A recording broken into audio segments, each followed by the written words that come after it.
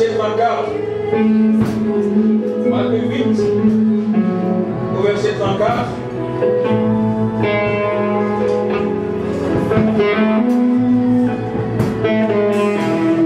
Nous allons tous lire ensemble. Allons-y. Oui. Et appelé la foule avec ses disciples. Il a dit, si quelqu'un veut venir après moi, il renonce à lui-même, il se charge de sa croix et il me suit. Amen. Et vous asseoir s'il vous plaît. Oh, vraiment. Je me sens bien. Je me sens vraiment bien. Notre Dieu merveilleux. Que la chorale soit vraiment bénie au nom de Jésus. Nous voyons chaque jour vraiment le travail, les fruits du travail que vous abattez. Que Dieu soit loué. Amen. Alors, je suis très content d'être là. Et je sais également que le ciel est content parce que il y a vraiment la présence de Dieu dans cette salle.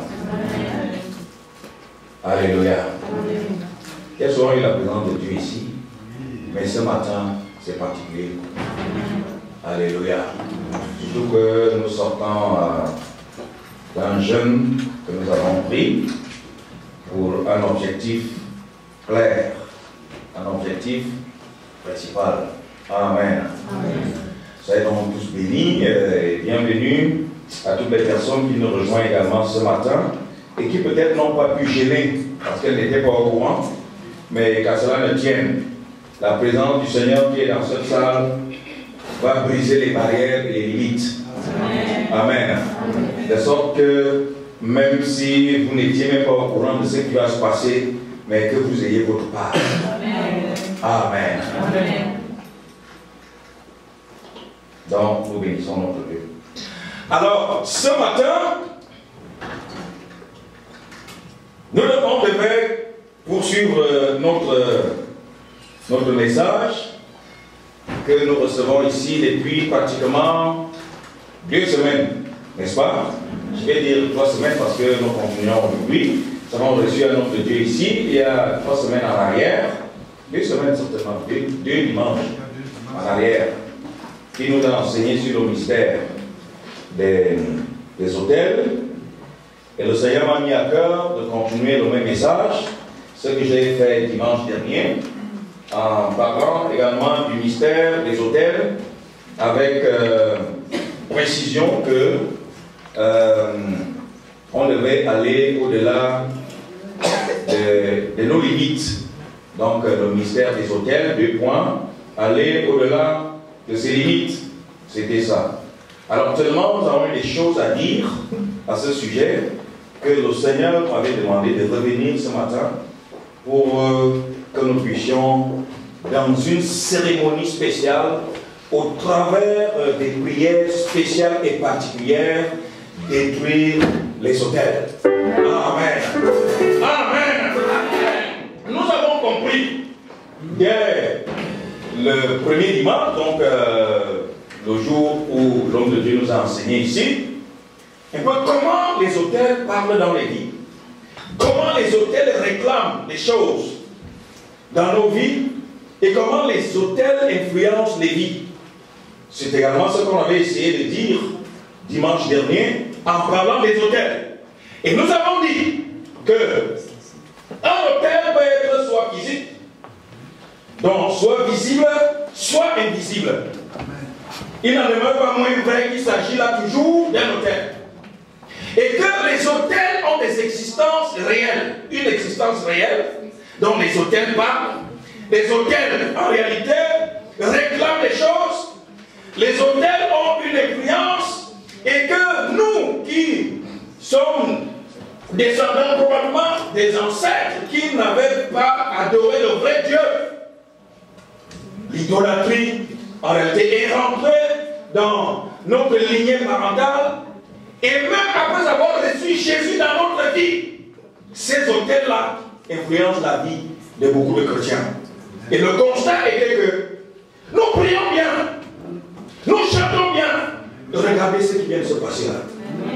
Quelle bonne adoration. Alléluia. J'ai vu des gens tomber en extase. Dieu est vraiment ici. Mais le constat, c'est que après avoir adoré, on adore bien, on chante bien, on prie bien, on est même scellé. Mais lorsqu'on regarde la puissance qui doit accompagner la parole de Dieu que nous récitons, les prières que nous élevons à Dieu, il manque cette puissance-là. Et Dieu est en train de révéler à son peuple que la solution ou le problème se trouve dans les hôtels qui ont été bâtis, soit par nous-mêmes, soit par nos ascendants. Ils ont servi des faux dieux, ils ont adoré des idoles. Et ce langage-là parle à notre sujet, contre nous, même dans l'église. Non, la plupart du temps, on prie pour les gens, on peut même gêner. Mais vous savez, si vous n'identifiez pas votre ennemi, vous ne parviendrez jamais, non seulement à le surprendre, mais aussi à le combattre et à le vaincre. C'est ça que vous voyez aujourd'hui, par exemple, la guerre contre le terrorisme. On parle de la guerre asymétrique. Qu'est-ce qu'une guerre asymétrique? Une guerre asymétrique est une guerre, en fait, dans laquelle l'ennemi n'est pas identifié. L'ennemi n'a pas de statut. L'ennemi ne peut pas être ciblé. Donc, ça veut dire que les terroristes, ça peut être même ton propre fils à la maison, mais sans le savoir.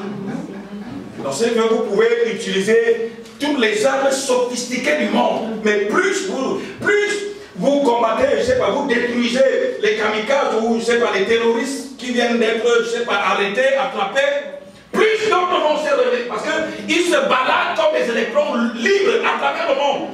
On parle donc des guerres asymétriques. C'est pour ça que beaucoup de gens disent que le terrorisme a gagné. A gagné pourquoi? Parce que, en fait, vous pouvez avoir une arme chimique, mais si vous ne ciblez pas votre ennemi, lui, il finira par vous surprendre. C'est un peu ça les hôtels, frère. Amen. Amen. Amen. Amen. Alors, qu'est-ce que nous avons dit dimanche dernier? Nous avons dit que Dieu avait déjà bâti son propre hôtel. Le plus grand hôtel qui soit. Et il avait mis dessus le plus grand sacrifice qui soit également. Et ça, je parle à quelqu'un. Donc, l'hôtel a été construit par notre Dieu. C'était pourquoi? Pour nous racheter. Il a immolé son premier fils. Donc, en fait, quand je dis son premier fils, c'est comme s'il en avait d'autres. Donc, son fils unique, Jésus, le sacrifice suprême, l'autel suprême. Il a fait ça pour nous racheter, pour nous donner une place au ciel. Et ça, je parle à quelqu'un? Amen. Donc, nous sommes sauvés, vous et moi. Il n'y a pas de discussion là-dessus. Il n'y a même pas, si vous voulez, d'hésitation là-dessus. Il n'y a pas de tergiversation là-dessus. Nous sommes sauvés. Si nous tous qui sommes dans cette salle maintenant, nous mourrons, directement nous serons accueillis par les anges de Dieu. Amen. Est-ce que je parle à quelqu'un? Il n'y a plus de discussion à ce sujet. Nous sommes sauvés. Amen. Amen. Amen. Est-ce que tu peux dire à quelqu'un, je suis sauvé pour l'éternité? Sur ce plan-là, il n'y a plus de discussion. Que Satan le fait ou pas, nous sommes sauvés. Amen. Que ta grand-mère le fait ou pas, tu es sauvé. Ce n'est pas ton père qui t'a sauvé, mais c'est Dieu qui t'a sauvé. Amen. C'est ton président, ton roi, ta reine le fait ou pas, tu es sauvé. Parce que ton nom est inscrit au ciel. Amen. Avec un crayon qui n'a pas de gomme. Alléluia.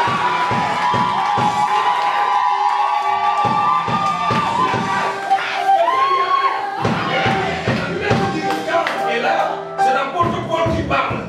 Il dit, béni soit Dieu, le Père de notre Seigneur et Sauveur Jésus-Christ, qui nous a bénis de toutes sortes de bénédictions avec le céleste en Christ. Écoutez ce qu'il dit.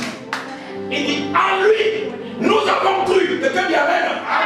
Et nous avons été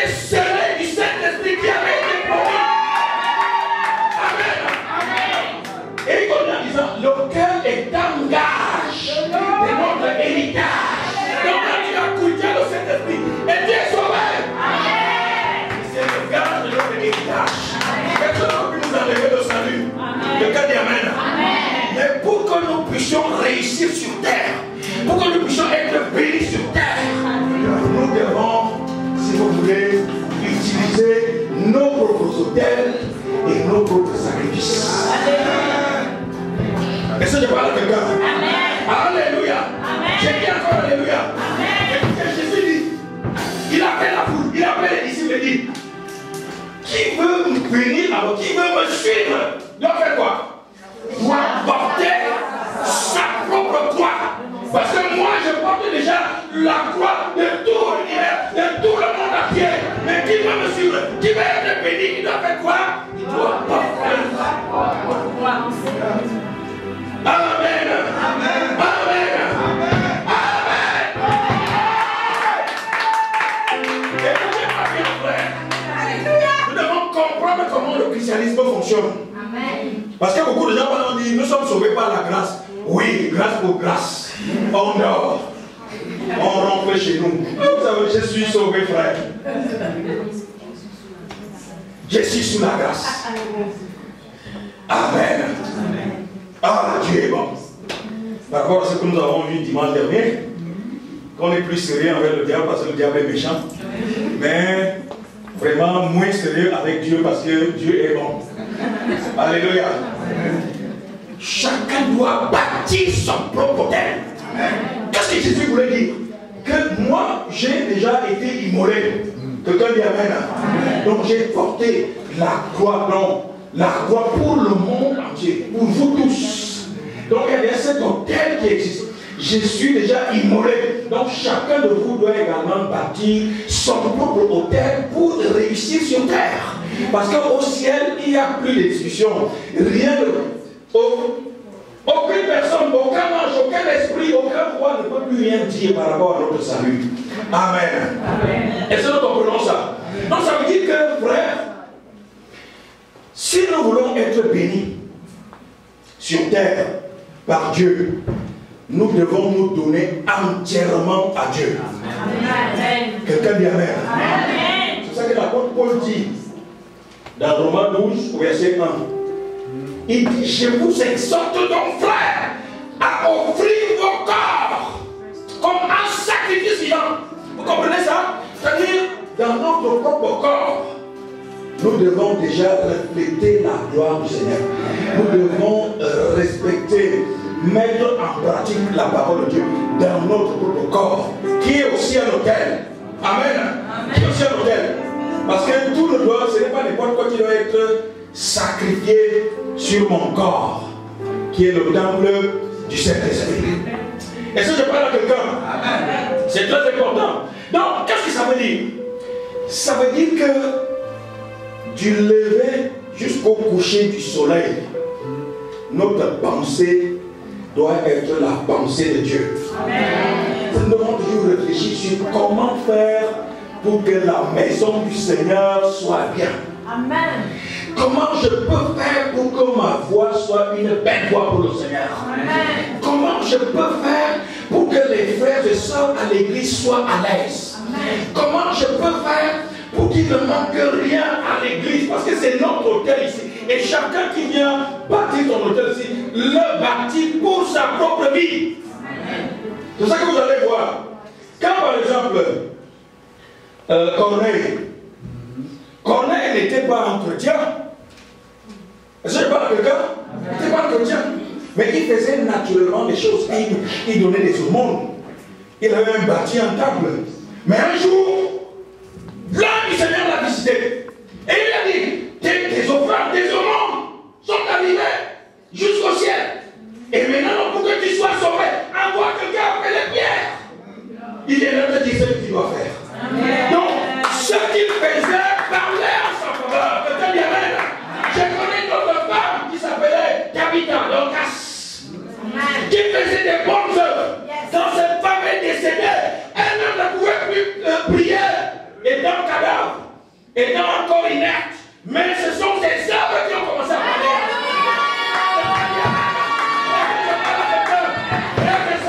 Il arrivera des moments où vous serez touché, vous serez fatigué, vous serez même tracassé, n'ayant plus la possibilité d'ouvrir votre bouche pour dire quoi que ce soit. Mais ce que vous avez bâti dans la maison du Seigneur, va parler à votre sujet. Et si je parle à quelqu'un, les gens me disent, mais non, ça c'est quoi le genre de femme aussi que l'église peut faire? Ah, une femme comme ça qui tissait des écharpes et qui les distribuait aux nécessités. Non. Et c'était le même langage dans la bouche de chaque chrétien. Non, ta vie ne peut pas mourir. Au nom de Jésus, tu seras ressuscité. Les gens vont dire, allez, Pierre qui a chopé. Et quand Pierre est arrivé, ce sont les pleurs qui ont d'abord accueilli Pierre. Toute l'église était en pleurs. Pourquoi? Parce que une femme qui avait passé son temps à bâtir un hôtel pour sa propre vie était décédée. Et on a dit, Pierre, si tu n'as jamais ressuscité de mort, si tu n'as jamais servi Dieu, voilà l'occasion qui t'est offerte. Pierre, écoute-nous, Pierre. Si David ne ressuscite pas, nous ferons l'église. Nous perdons la foi. Et Pierre savait que l'église était persécutée. S'il avait réussi à convertir quelques fidèles, il fallait faire quelque chose. Quelqu'un dit amen. Oh, les bonnes œuvres, vous savez, c'est pas parce que nous faisons des bonnes œuvres, quelqu'un dit amen, que nous plaisons à Dieu, mais c'est parce que nous plaisons déjà à Dieu que nous faisons. C'est la conséquence directe. C'est parce que je suis sauvé. La conséquence directe, c'est quoi? C'est que j'investis pour Dieu. Amen. Vous savez, je vois certaines personnes qui arrivent ici. Je n'en aurais jamais effectivement assez le dire. Que beaucoup d'entre nous, en réalité, ne savent même pas ce qu'ils viennent chercher dans la maison du Seigneur. Si nous voulons être bénis par Dieu, alors utilisons les voies de Dieu pour être bénis. Et si nous voulons être bénis par le monde, utilisons les voies du monde pour être bénis. C'est pour ça que l'apôtre Jean pouvait dire dans l'Apocalypse que ceux qui se souillent, se souillent davantage. Mais que ceux qui se sanctifient, se sanctifient encore plus. Vous comprenez ça? C'est très important. Vous ne pouvez pas être à l'église pensant être béni par Dieu alors que vous utilisez les voies du monde. Notre bénédiction est ici. Ta bénédiction est ici. Notre bénédiction à tous est ici. Frères et sœurs, l'église m'a tout donné. L'église m'a tout donné. J'ai eu ma femme dans l'église. J'ai eu mes diplômes dans l'église. J'ai eu mes enfants dans l'église. L'église nous donne tout. C'est ici la bénédiction que Dieu amène. Alléluia. Est-ce que je parle à quelqu'un? Frères et sœurs, regardez-moi ça. Alléluia. Jésus porte sa croix. Mais dit, mais non, vous ne devez pas seulement vous accrocher à ma croix que je porte les gens. Cette croix-là est destinée au monde entier.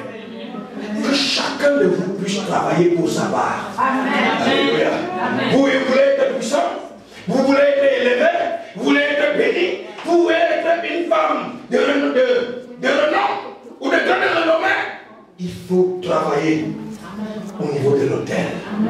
Alléluia. Amen. Vous savez, je vous ai dit que l'autel vit des sacrifices. Amen. Jésus lui-même est passé par là, le sacrifice suprême. Mais nous sacrifions quoi? Frère, quand on dit le culte commence à 10 heures, par exemple, nous n'avons que 2 heures, 2 heures et demie. Ça commence par là, c'est des choses simples. Quelqu'un dit amen. C'est une façon pour toi de bâtir ton hôtel. C'est-à-dire que tu consacres tes 2 heures et demie, tes 3 heures. Tu es déjà là concentré. Je te dis la vérité, ma soeur, mon frère. Dieu ne va pas t'oublier et Dieu n'oubliera jamais ta postérité. Amen. Amen. Vous savez ce qui s'est passé dans la vie de Timothée? Timothée, le fils spirituel de Paul. Il n'y en a pas eu d'autres comme lui, consacré évêque avant 20 ans. C'est un jeune homme. Même les gens pouvaient être étonnés de voir Timothée évêque de l'église d'Éphèse. Et l'église n'était pas n'importe quelle église. Amen.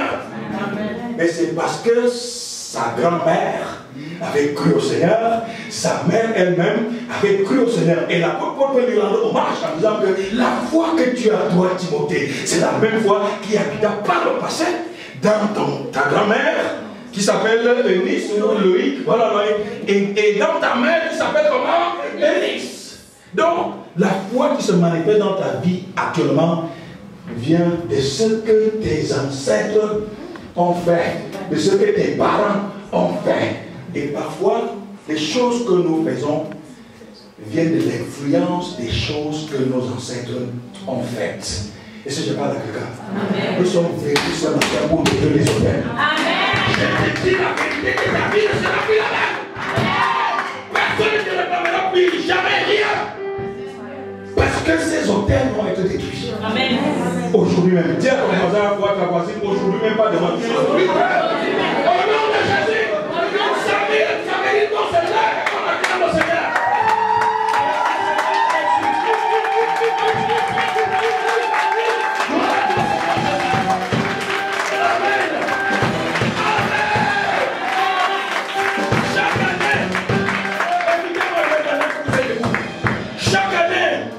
J'ai béni beaucoup de mariages, mais je n'ai jamais eu une année aussi aride, comme ça, en termes de relations de couple.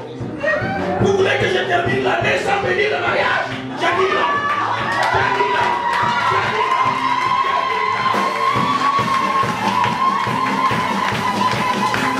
Alléluia.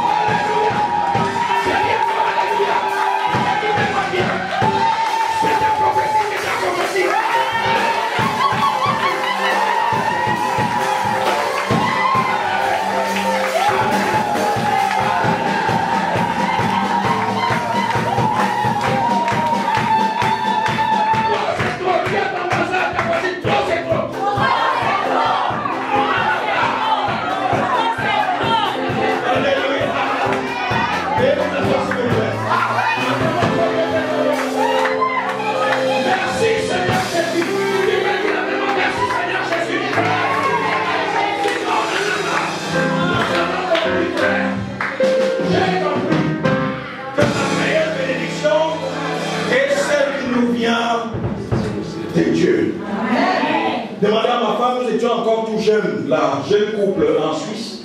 Moi, j'ai acheté des voitures à des hommes de Dieu. Quelqu'un dit Amen. C'est pour ça que je n'ai pas de problème dans la vie. Quelqu'un dit voilà, et on dit c'est. Et pas témoigner. Acheter des voitures à des hommes de Dieu. Quand vous investissez, vous ne le faites pas pour le pasteur Jean. Il y a beaucoup de gens qui pensent qu'en venant ici, ils viennent pour le pasteur Jean. Non! Jésus va dire, je ne peux même pas créer une mouche. Amen.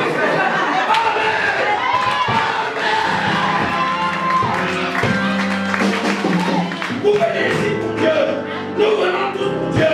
Chacun pour sa part. Je viens ici pour Dieu, pour ma part. Amen. Et je suis ici tout le temps. Vous ne pouvez pas savoir le rythme de travail que j'ai, le volume de travail que j'ai. Mais j'ai signé une alliance. J'ai tissé une alliance.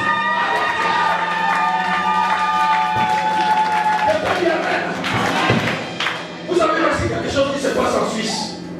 Il y a juste 2 mois en arrière, je suis allé à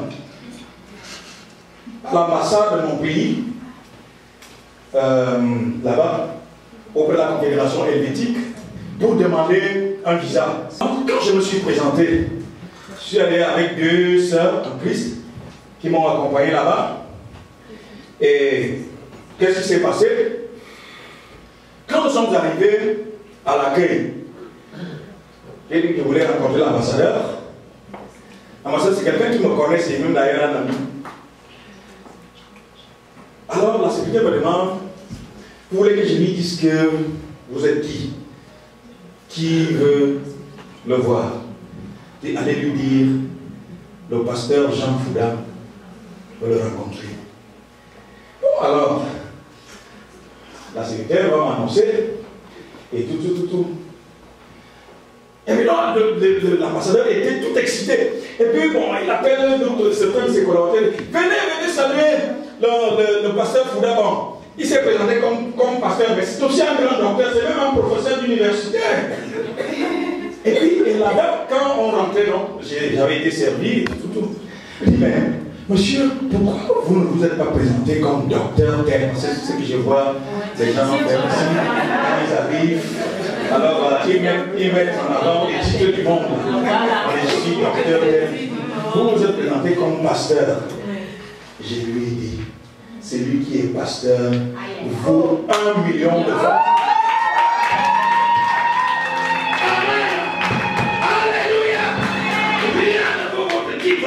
Rien ne vaut votre statut. Parce que c'est un statut qui s'est fait acheter par le sang. Pas n'importe sang. Le sang de Jésus-Christ de Nazareth. Nous connaissons aussi comment les gens doivent avoir des diplômes. Vous avez des faux docteurs. Vrai ou faux? Vous avez des faux maîtres. Vous avez des faux ceci, des faux cela. Parce que ce sont les hommes qui font ça. Même moi, mon titre de pasteur, viens là-haut! Viens de Dieu! Là, il n'y a pas de corruption! Je suis un vrai pasteur! Je suis un vrai serviteur de Dieu! C'est ce que tu es! C'est ce que nous sommes! Amen! Quelqu'un dit Amen! On va encore très fort notre Seigneur! Écoutez, mon frère, je vais vous montrer comment les hôtels travaillent. Ma mère a fait son premier enfant, sa première fille, à 17 ans. Quelqu'un dit Amen. À 17 ans. Ma soeur, j'ai eu 3 soeurs. Ma soeur a fait sa première fille à 17 ans. Et les études ont été sérieusement entamées. Parce que quand vous faites un enfant à 17 ans, c'est l'âge vraiment où on évolue là, on est en fin de cégep, n'est-ce pas? En fin de cégep pratiquement. Ma première grande sœur a fait un enfant à l'âge de 17 ans. Ma deuxième grande sœur a fait un enfant à l'âge de 17 ans. Ma dernière, parce que c'est elle qui me suit, ma sœur, ma petite sœur, a fait son premier enfant à 17 ans. Cela a eu des impacts dans leur vie. Jusqu'aujourd'hui, heureusement qu'elles sont toutes maintenant dans le Seigneur. C'est comme ça que les hôtels travaillent. Les hôtels, c'est quoi? C'est effectivement ce que nous avons cru, ou ce à quoi nous avons cru, et qui a été jusque-là le modus operandi de notre vie, de notre existence. Et c'est pour ça que je voulais nous dire que la mondialisation économique, c'est un hôtel. Quelqu'un dit Amen. Si vous ne travaillez pas dans ce système-là, vous êtes morts. Et c'est pour ça que nous sommes tous des esclaves du travail. Quelqu'un dit Amen. C'est des hôtels. Beaucoup d'enfants de Dieu sont fatigués. C'est-à-dire le matin, dimanche matin, une voix te dit, il faut aller à l'église. Une autre voix te dit, tu es rentré à 5 heures. Tu es rentré à 5 heures du matin. Une voix te dit, il faut aller adorer ce matin, mon Dieu. Une autre fois, tu te souviens quand tu viens toujours de rentrer à 6 heures.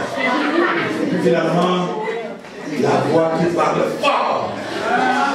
Mais tu es quand même fatigué, ton corps n'est pas une machine. Ton corps a besoin de repos.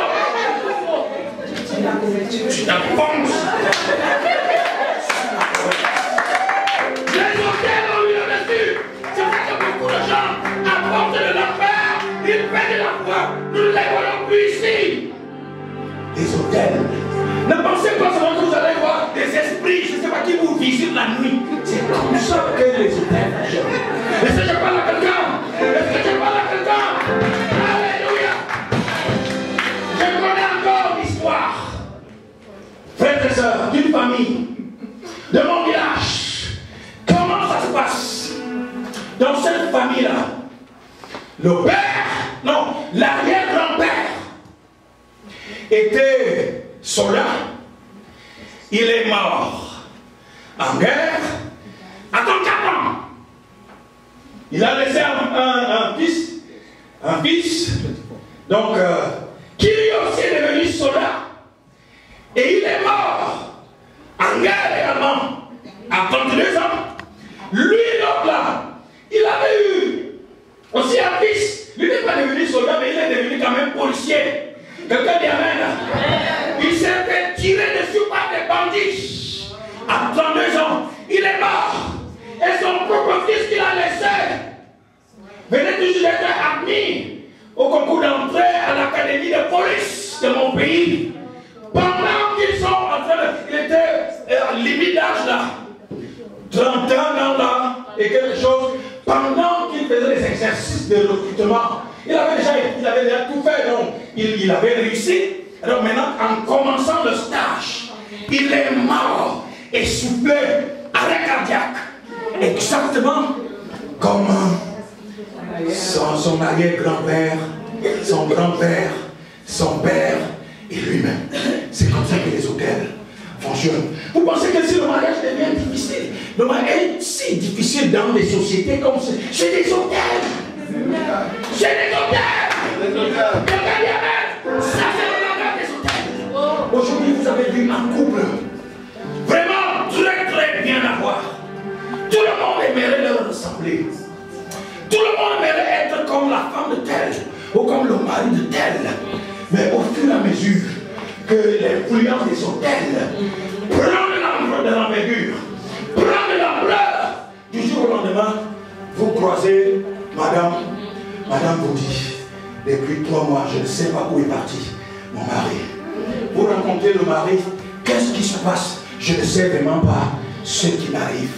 Je suis obligé d'aller voir ailleurs. C'est comme ça que les hôtels travaillent. Faites ça. Nous sommes dans un environnement où en réalité tout est provisoirement définitif ou définitivement provisoire.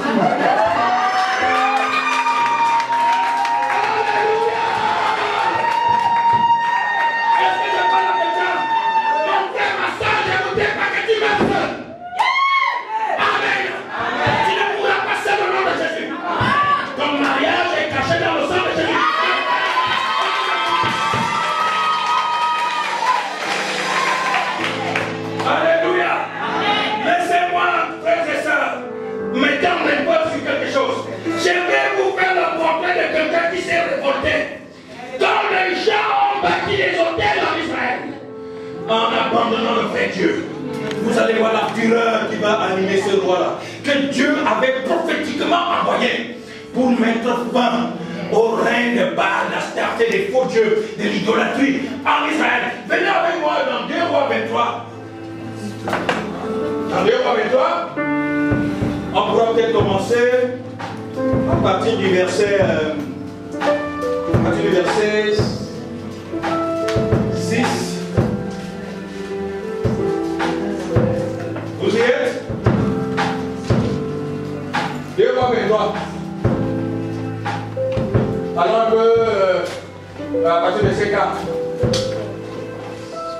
Voyez-moi ça. C'est ce que je suis venu faire avec vous ce matin. Amen. Eric, écoutons. Je lis la parole du Seigneur. Amen. Le roi ordonna à Ikija, le souverain sacrificateur, aux sacrificateurs du second ordre et à ceux qui gardaient le seuil, de sortir du temple de l'Éternel tous les ustensiles qui avaient été faits pour Baal, pour Astarté et pour toute l'armée des cieux. Et il les armées des cieux, là, c'est les divinités, les démons. Et il les brûla hors de Jérusalem. Il les brûla hors de Jérusalem. Dans les champs du Cédron, et en fit porter la poussière à Bethel. Il chassa les prêtres des idoles. Il chassa les prêtres des idoles. C'est ce que nous allons faire dans le moment. Amen.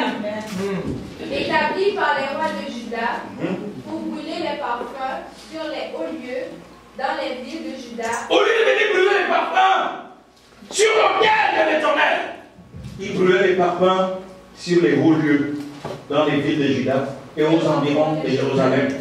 Et ceux qui offraient des parfums à Baal, au soleil, à la lune, au zodiaque et à toute l'armée des cieux. Vous comprenez ça? Continuons. Vous savez ce que c'est que les zodiaques? C'est les astrologues là. Donc qui croient à l'horoscope là et qui scrutent le ciel, les étoiles, les astres et qui pensent que en fait si vous êtes né sous un astre quelconque, sous une étoile quelconque, sous un signe quelconque, alors là, votre vie en dépend. Et les gens croient ça mordicus. C'est quand l'horoscope sort, avant même de commencer une relation, tu dis, mais pendant que tu m'invites là au restaurant, moi je suis poisson. Moi tu es quoi? Quel est ton signe zodiaque? Et puis quelqu'un dit, moi je suis Capricorne. Un Capricorne. Alors je suis Scorpion. Alors on a dit, mais entre le poisson, ça ne suffit seulement que le Scorpion pique. Je dis, bon, de toute façon, on peut remettre notre rendez-vous à plus tard. Non, le message est passé. C'est que parce que toi, tu es poisson. Moi, je suis poisson. L'autre est scorpion. Donc, son astrologue lui a dit, mais non, ça ne peut pas aller. Non, il dit, mais tu sais, tu vas rencontrer un homme vers la fin du mois de janvier. Alors, le garçon qui va t'aborder, par exemple, vers le 15 mars, il ne peut pas accepter parce que ceux qui naissent en cette période-là, ils naissent souvent pendant que les astres sont inclinés.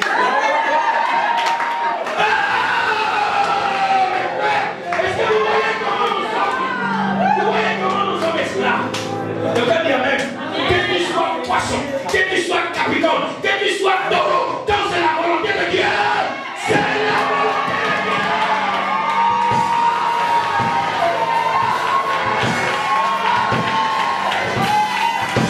Merci Seigneur de vous donner ces choses. Vous ne pouvez plus. Vous ne pouvez plus venir à rentrer dans ces choses-là. Que Dieu amen.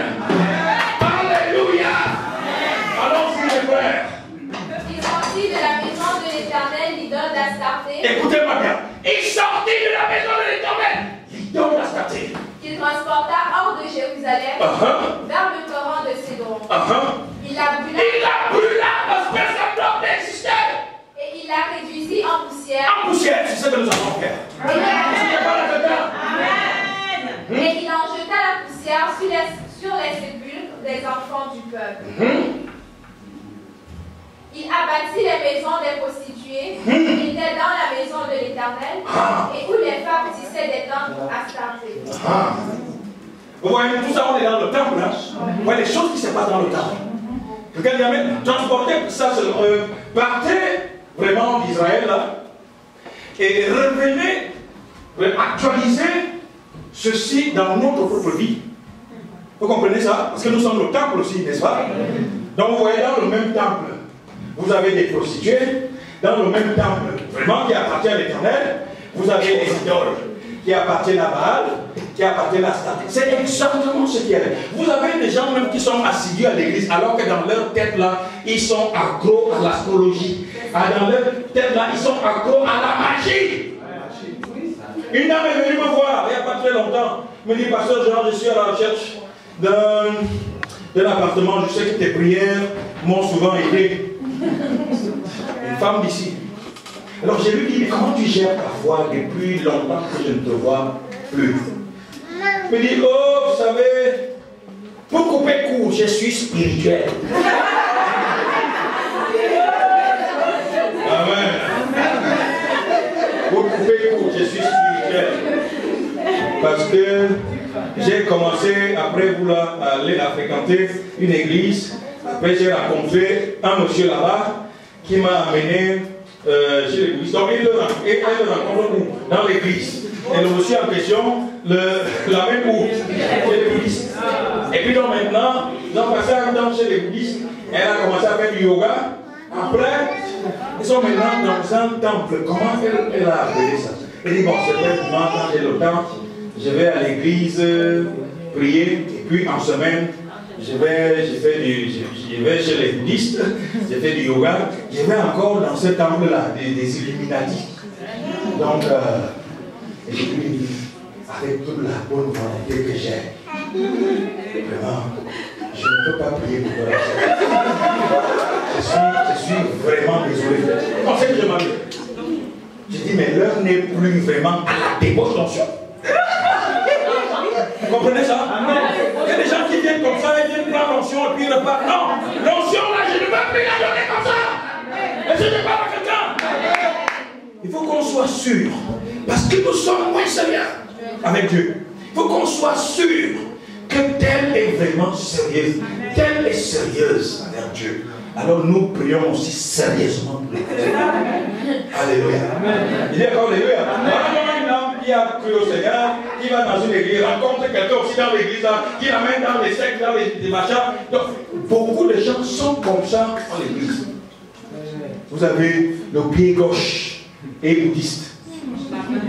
La tête et moine, je sais pas, avec quel machin. Le nombril appartient encore à toutes les traditions de ses pères. Amen. Écoutez-moi ça. Hein, les poumons battent au rythme vraiment de toutes les abominations du monde. Oui, c'est ça. Et on a des chrétiens comme ça, la monstre. Vous ne pouvez pas les cataloguer, vous ne pouvez pas vraiment les étiqueter. C'est pour cela que les gens ont l'impression qu'il n'y a pas de puissance dans l'église. Moi, j'ai rencontré la puissance. Quelqu'un dit Amen. Si je n'avais pas connu Dieu, je n'aurais pas pu épouser une femme comme celle-ci. Je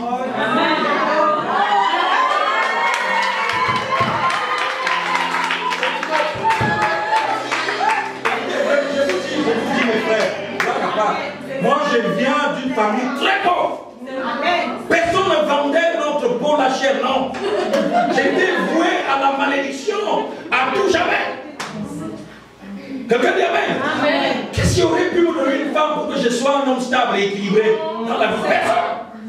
D'ailleurs, tous mes cousins de ma génération, il y en a qui sont morts, il y en a d'autres qui sont devenus esclaves de la boisson, de l'alcool, et qui sont devenus des ivrognes. J'étais moi aussi destiné à ça. Alléluia. Je vous parle de Jésus de Nazareth. Ah, c'est Jésus. Quand il est dans la chair, la lumière de Jean.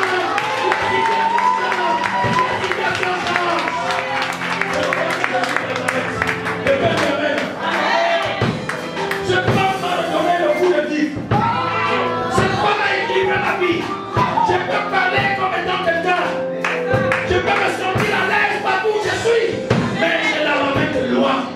Je vais loin parce que moi-même je le fais de loin. Et si je parle à quelqu'un, on ne vous trompe pas, la bénédiction que Dieu donne, c'est la vraie. Mais nous-mêmes nous devons travailler. Nous devons travailler pour la mériter sur terre. Parce qu'on a déjà des bénédictions éternelles aussi. On n'en discute plus. Si je parle à quelqu'un, alléluia. Allons-y, Mary. Vous avez un bébé? Quelqu'un dit Amen. Alors pendant qu'on remet, ce ne sont pas les versets bibliques qui manquent. Alléluia. Vous savez, Jonas avait compris une chose.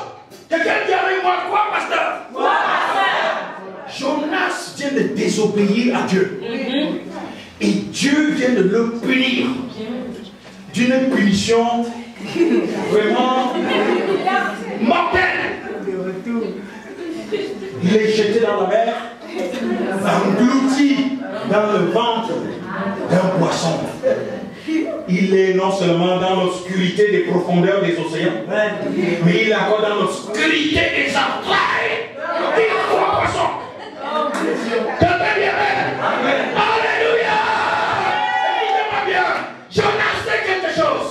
Jonas connaît comment secouer Dieu, comment toucher Dieu, comment toucher le cœur de Dieu. Jonas sait que quand il va prononcer certaines paroles, le Dieu là va le délivrer de la mer. Il va le délivrer du gros poisson. Écoutez ce qu'il va dire. Jonas va dire. Ça c'est dans... Venez avec moi dans Jonas. Nous allons lire ça. Jonas 2. Jonas 2, à partir du verset... On est à partir du verset 9. Là. Est-ce que vous allez voir? Je voulais juste vous montrer quelque chose. Écoutez-moi bien. C'est bon? Non. Verset 9. Ça c'est le verset 10. Alors verset 9. Vous allez voir maintenant. il est dans le ventre du poisson. Amen. Donc cette parole-ci, il les prononce dans le ventre. Allons-y. Ceux qui s'attachent à de vaines idoles éloignent de la miséricorde. Moi, je te dis là, je suis dans le ventre du poisson. Ceux qui s'attachent à des vaines idoles éloignent de la miséricorde. Pour moi, en ce qui me concerne, là où je suis là, écoute. Pour moi, je t'offrirai des sacrifices avec un cri d'action de grâce. Pour moi, je t'offrirai des sacrifices avec un cri d'action de grâce. J'accomplirai les vœux que j'ai faits. J'accomplirai les vœux que j'ai faits. Le salut vient Le salut vient de Dieu. Allons-y, continuons. L'Éternel parla au poisson. À quel moment l'Éternel va parler au poisson? Après avoir dit, éloigne de tous ceux qui sont méchants, éloigne de la miséricorde. Quant à ce qui me concerne, je te ferai des sacrifices avec des cris d'action de grâce. Amen. Je célébrerai ton nom parce que le salut vient de l'Éternel. Dieu ne pouvait plus se retenir, il va parler au poisson. Dieu parle au poisson. Et le poisson vomit de l'action.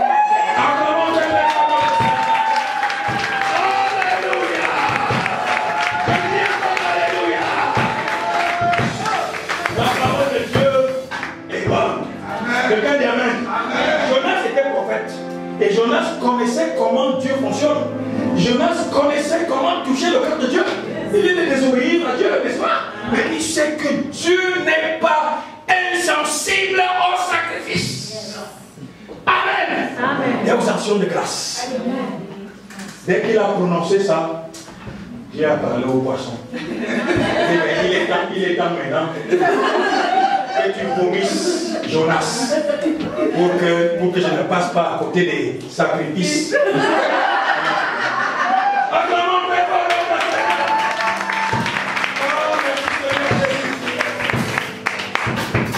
C'est ça. De toute façon, on peut me laisser l'autre passage là. Qu'est-ce qui se passe? Le roi Josias, dont il est question ici, avait été suscité expressément, volontairement par Dieu, pour remettre de l'ordre en Israël. Vous connaissez tout le mal que le roi Achab et Jézabel avaient fait à Israël. Ils avaient fait exécuter tous les prophètes de Dieu. Élie est devenu un vagabond dans les montagnes parce que le roi Achab voulait également l'exécuter. Vous savez ce qui s'est passé? Finalement, Dieu a permis que pour un petit temps, sa voix soit écoutée au travers de la bouche du prophète Élie. Parce qu'effectivement, il y a eu un défi entre Élie et les 450 prophètes de Baal, les 400 prophètes d'Astarté. Finalement, c'est le Dieu d'Élie qui a répondu par le feu. Vous connaissez, non? Oui. Il a répondu par le feu. Et finalement, Élie a exécuté tous ces faux prophètes. Et les gens ont commencé à crier, c'est le Dieu d'Élie qui est Dieu. Mais il n'en demeure pas moins vrai que les fils d'Achab, qui ont eu la succession de la royauté, en fait, sont tous aussi devenus des idolâtres. Donc Israël vraiment s'est détourné des voies de Dieu. Amen. Même j'ai commenté un passage là, je crois au samedi matin, au samedi soir, au vendredi soir. Je vous ai parlé de Jéhu. Jéhu aussi, si vous regardez la fin de son règne, après avoir vraiment détruit tous les idoles et tout, mais finalement aussi, le langage, la voix des idoles, des autels, l'a rattrapé. Amen. Il s'est retrouvé dans les mêmes travers que ses successeurs, que ses prédécesseurs. Alors, mais qu'est-ce qui va se passer? Dieu va donc susciter ce roi qui s'appelle Josias. Il va lui dire, tu seras sans pitié, parce que je ne reconnais plus mon temps. Frères et sœurs, n'est-ce pas, aujourd'hui, c'est ce qui se passe? L'église est le lieu où si tu entres avec le cancer, tu ressors étant guéri. Amen. Mais si tu reviens ici avec le cancer, tu viens ici avec le cancer, tu ressors sans être guéri, c'est qu'il y a un problème. C'est ce que Dieu dit. Quelqu'un dit Amen. Amen. Nous venons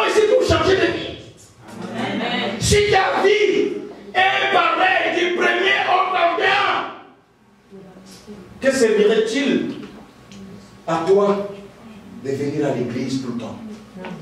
Alléluia. Je dis encore Alléluia. Dieu va dire à Josias, je ne le connais plus longtemps. Au lieu de m'adorer, on adore à sa terre. Au lieu de m'adorer, on adore Baal. Regardez à le temple. Il y a des idoles, des dieux dédicacés à Baal.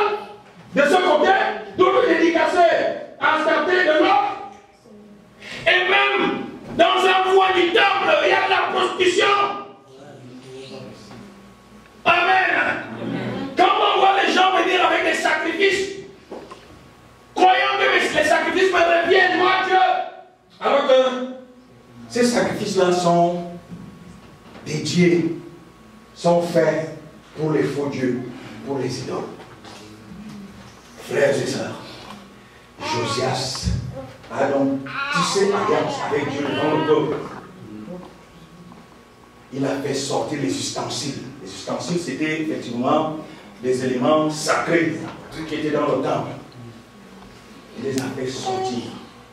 Il a brisé et brûlé toutes les statues.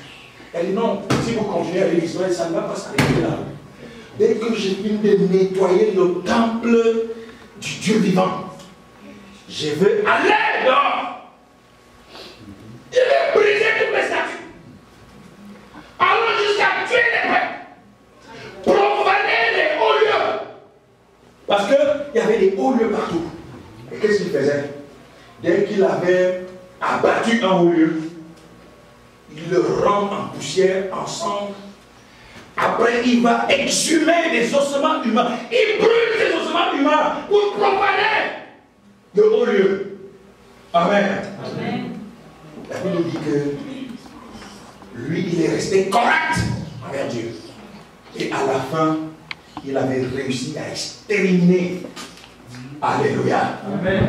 À briser, à détruire le règne des autels dans Samarie, en Israël. Alléluia. J'ai dit encore Alléluia. C'est ce que nous allons faire. Es-tu prêt? Es-tu prêt ce matin? Es-tu prêt ce matin? J'ai une bonne nouvelle pour toi.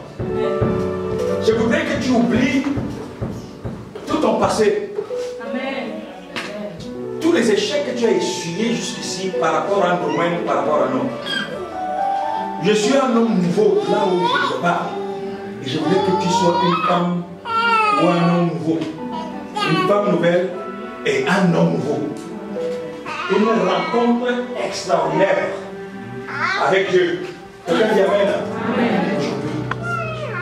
Je ne peux pas rentrer sur la façon dont l'influence des autels opèrent dans nos vies.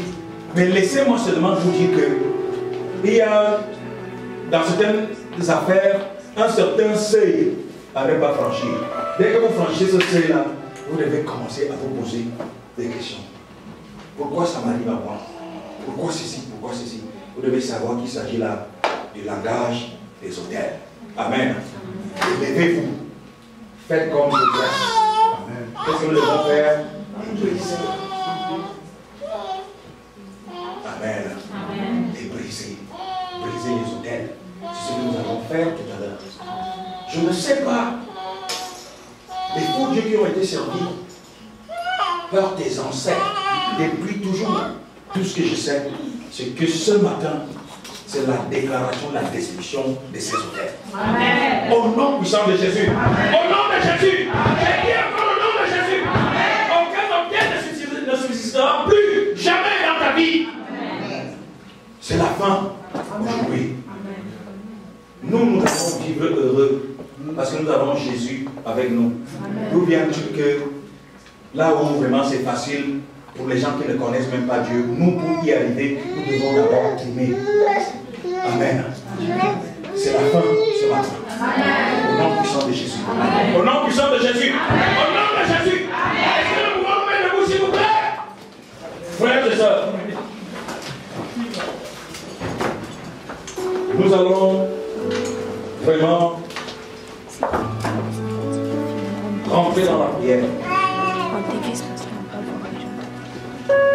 Vous savez, plus une église est béni, en plus les membres d'une église sont bénis, plus cette église-là peut faire des grands progrès pour Dieu, plus cette église-là peut voir vraiment immense avec Dieu. Quelqu'un dit Amen. Donc, je voudrais que chacun rentre au-dedans de soi et que chacun puisse faire un peu l'inventaire de sa vie, de la vie de sa famille, des soucis de sa famille. Les autels qui parlent des morts précoces dans les familles seront détruits maintenant au nom puissant de Jésus. Les autels de limitation, de pauvreté, les autels d'angoisse, les autels de peur, tous ces autels doivent être détruits. Au nom puissant de vous. Si quelqu'un a eu à recenser un peu certains autels qui pourraient influencer sa vie, vous pouvez avoir ce papier devant vous. On va lancer la prière tout à l'heure. On va détruire tout ça.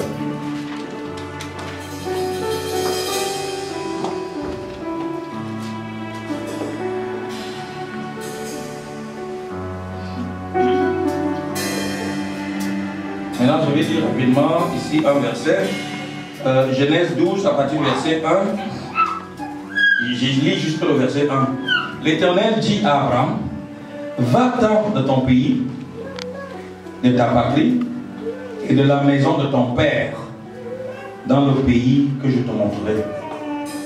Regardez, va-t'en premièrement de ton pays, ensuite de ta patrie, troisièmement, la maison de ton père.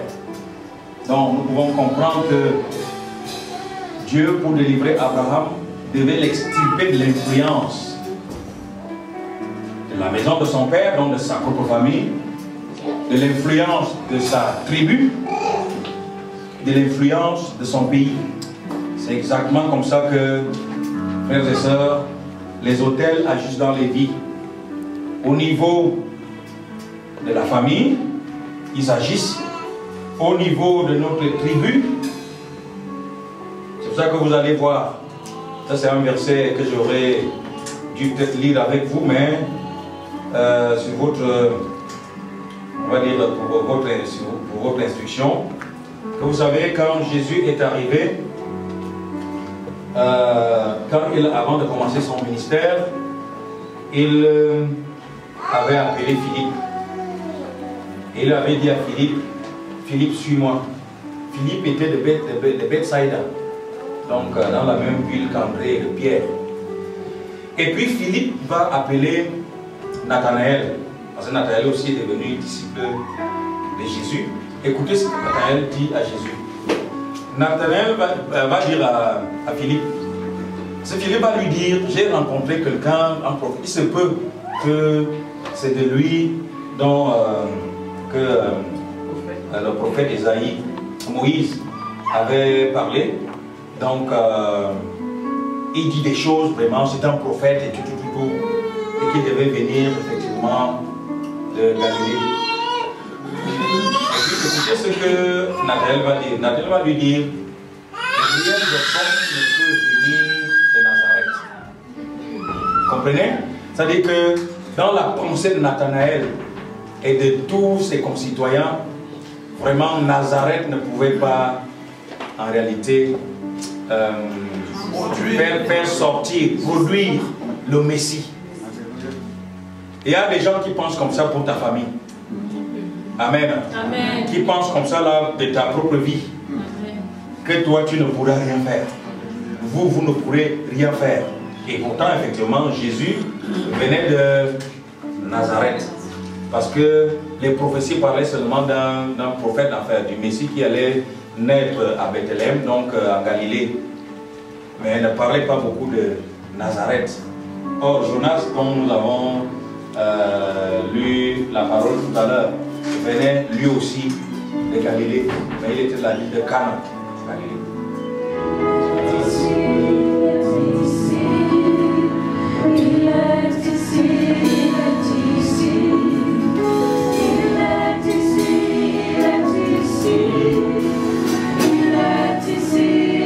Il m'a guéri.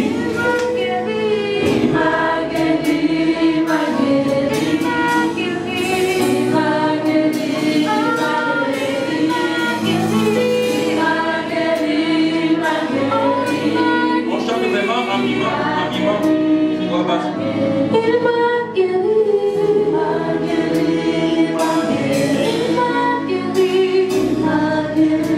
Il m'a soigné.